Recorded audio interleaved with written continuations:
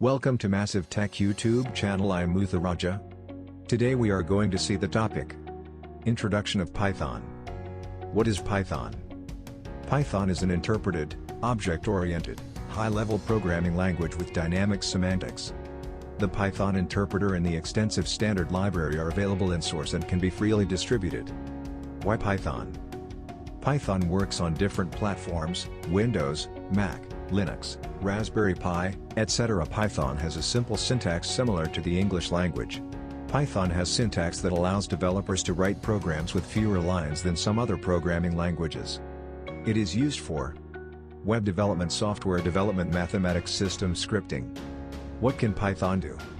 Python can be used on a server to create web applications. Python can be used alongside software to create workflows.